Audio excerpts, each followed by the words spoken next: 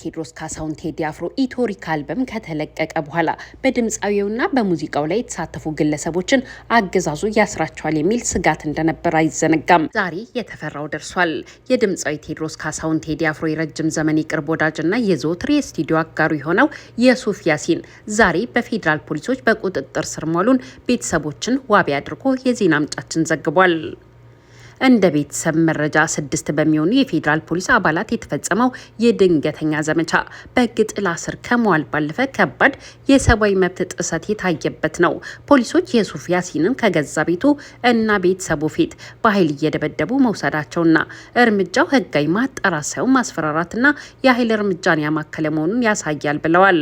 ግለሰቡ እስካሁን የት እንደታሰረና በምን ወንጀል እንደተጠረጠረ በይፋ የተሰጠ መግለጫ ባይኖርም የእስረኛው አያያዝና ሀገሪቱ ያለውን የጸጥታ ኃይሎች የኃይል እርምጃ አሳሳቢነት በድጋሚ አጉልቶ ያሳያል ሲሉ ቤተሰቦቹ ተናግረዋል።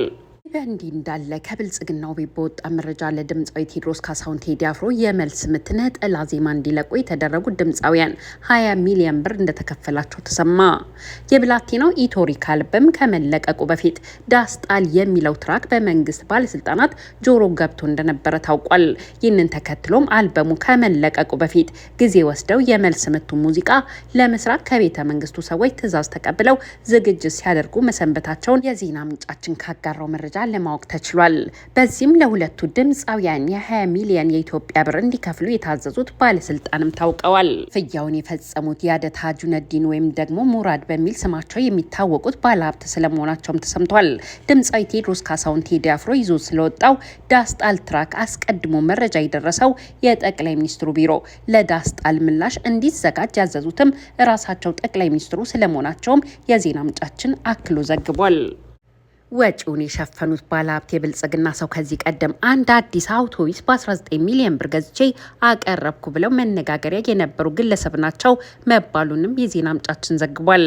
ድምፃዊ ቴዎድሮስ ካሳሁን ቴዲ አፍሮ የሀገር መሞት የሚገልጸውና ኢትዮጵያ ከወደቀችበት ልትነሳ እንደሚገባ ዳስጣል አንሳው ብሎ ማቀንቀኑ ኢትዮጵያ ድቅድቅ ጨለማ ውስጥ ሆናለች ብሎ ካዜመ በኋላ በአንድ ፍርድ ገምድል ዳኛ እኛ ለምን እንለያያለን እያለ በሙዚቃው መላውን ኢትዮጵያዊ ከጠየቀ በኋላ የብልጽግና አገዛዝ መረበሽ ውስጥ መግባቱን አሳይቷል።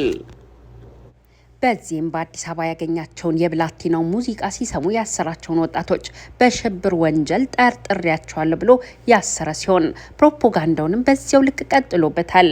በውጭ ሀገርና በሀገር ቤት በሚኖሩ የሚዲያ ሰራዊቱ በኩል እንደዚሁም ራሳቸው ጠቅላይ ሚኒስትሩና ምክትል ጠቅላይ ሚኒስትሩን ጨምሮ በሚያደርጓቸው ንግግሮች የብላቴናውን ዘፈን ለማጣጣል ከመለፈፋቸው ባሻገር በኦሮምኛ ዘፈን እንዲዘፈንና መልስ እንዲሰጥም አድርገዋል።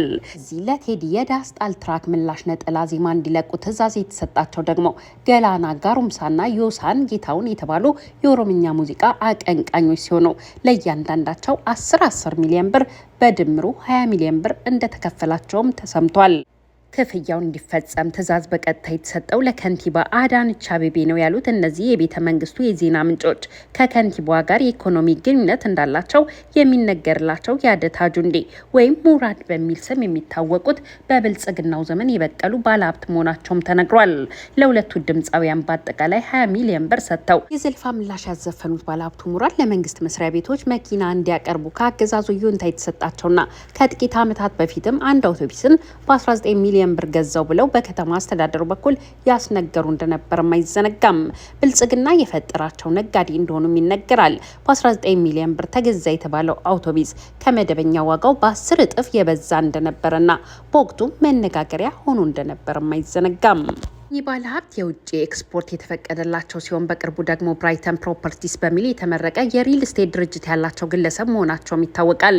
ግለሰቡ በእንግሊዝ ሀገር በስደተኝነት ሲኖሩ የነበሩና በብልጽግና ሰዎች ወደ ኢትዮጵያ እንዲገቡ ተደርገው በተለይም ከከንቲባዋ ጋር በተለያዩ የንግድ ዘርፎች ላይ በጋራ የሚሰሩ የሚነግዱ በጥቂት ዓመታት ውስጥም ቢሊዮነር የሆኑ የአገዛዙ ወዳጅ እንደሆኑ መረጃው አክሎ ገልጿል። ግለሰቡ አሁን ደግሞ የህዝብን ችግር የሀገርን ውድቀት በሙዚቃው አስተጋቡ ቷል ለተባለለት የቴዲ አፍሮ ዳስጣል ምላሽ በሚል ለተዘፈነው ዘፈን ስፖንሰር ሆነዋል።